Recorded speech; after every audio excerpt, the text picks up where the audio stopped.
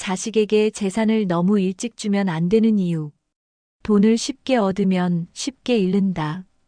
돈은 단순한 종이가 아니다. 그 안에는 시간과 노력, 땀과 인내가 스며 있다. 그러나 돈을 쉽게 얻은 사람은 그 가치를 모른다. 바람 앞에 촛불처럼 쉽게 흔들리고 쉽게 꺼진다. 어렵게 번 돈은 소중히 다루지만 쉽게 얻은 돈은 가볍게 쓴다. 스스로 노력해 본 적 없는 돈은 그 가치를 체험할 기회조차 없기 때문이다. 부모가 자식을 사랑하는 마음에 미리 많은 재산을 물려주지만 그것이 곧 자식을 망치는 길이 될 수도 있다. 노력 없이 주어진 돈은 방향을 잃은 배와 같다. 어디로 가야 할지 모르는 사람에게 풍족한 돈은 오히려 짐이 된다. 진정한 유산은 돈이 아니다.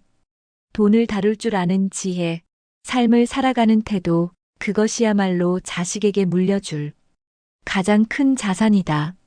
돈은 경험을 통해 가치를 배운 사람에게 가야 한다. 그렇지 않으면 쉽게 얻은 돈은 쉽게 사라지고 결국 아무것도 남지 않게 된다. 부모의 마지막 힘을 잃게 된다. 부모에게 재산은 단순한 돈이 아니다.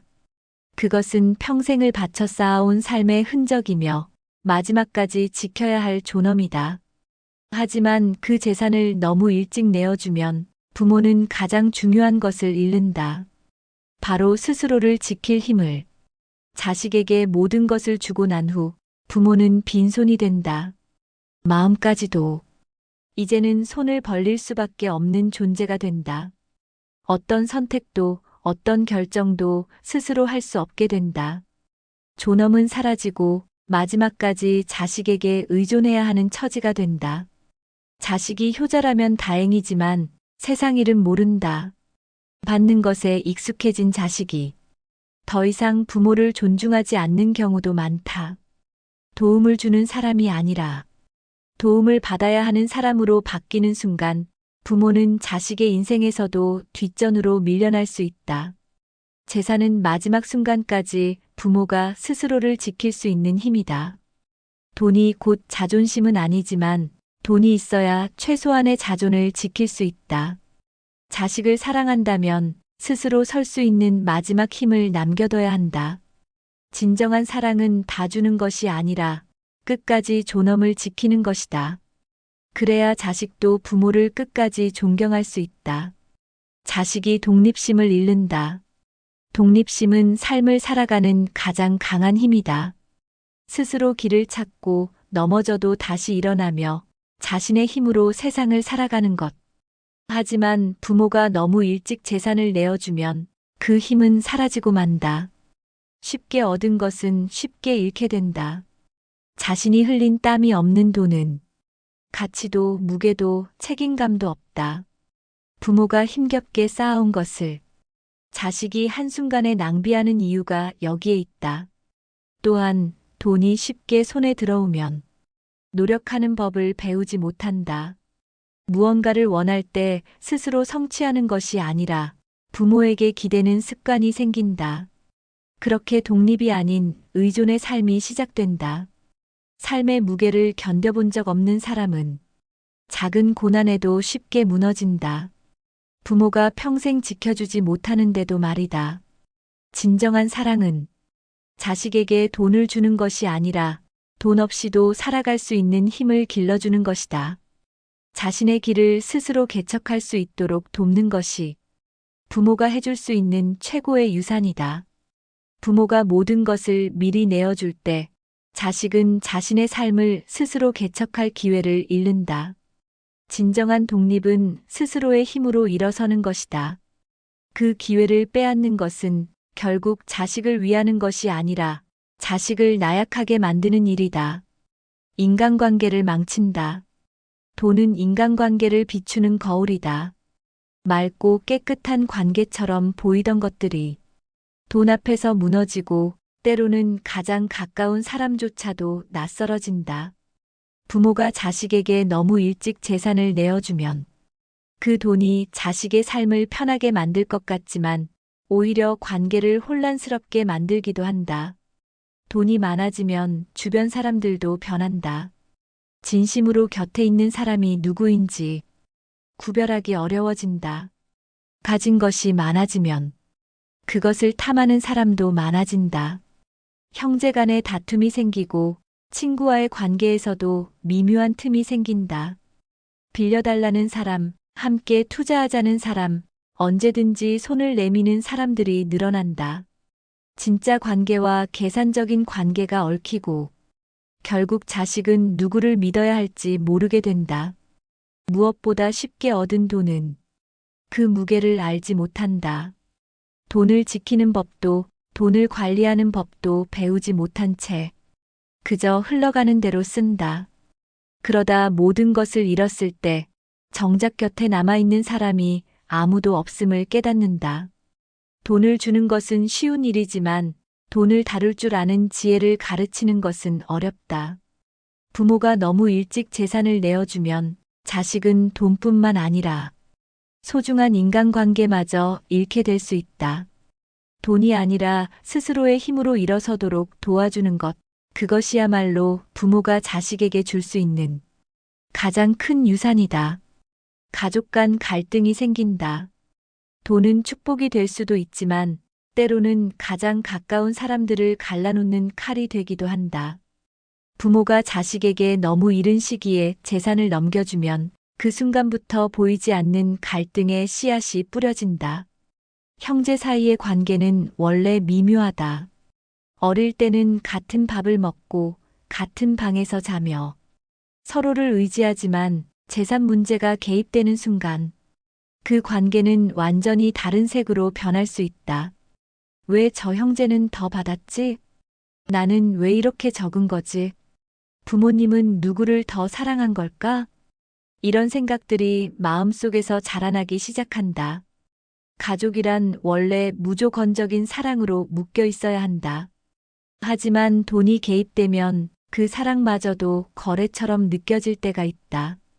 더 많이 받은 자식은 죄책감을 느끼거나 당연한 듯이 생각하게 되고 덜 받은 자식은 상처받거나 억울함을 품게 된다. 겉으로는 아무렇지 않은 척해도 시간이 지날수록 그 감정은 쌓여만 간다. 부모가 생전에 재산을 나누어 주면 그 순간부터 형제들은 더 이상 같은 편이 아닐 수도 있다. 언제든지 오해가 생기고 어떤 말 한마디에도 감정이 얽히고 결국에는 형제 간의 거리감이 생긴다.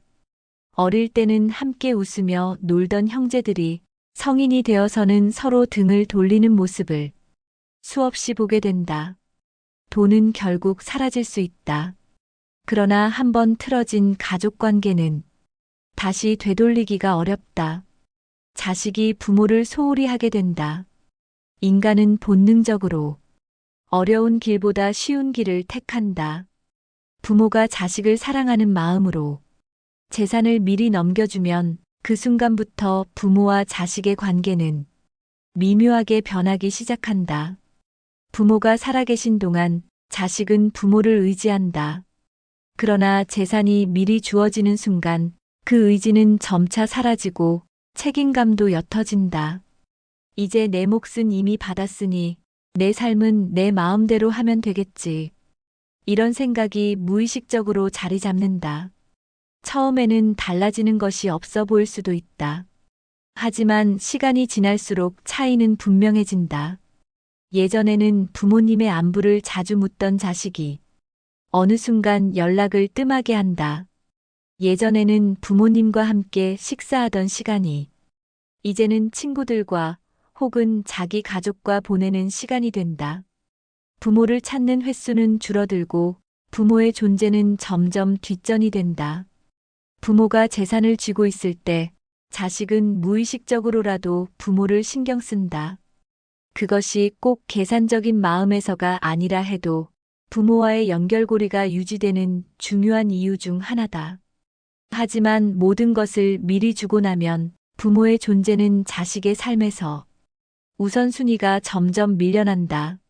내가 너희를 위해 모든 것을 주었는데 왜 너희는 나를 이렇게 대하느냐? 부모가 이렇게 물을 때쯤이면 이미 늦었을 가능성이 크다.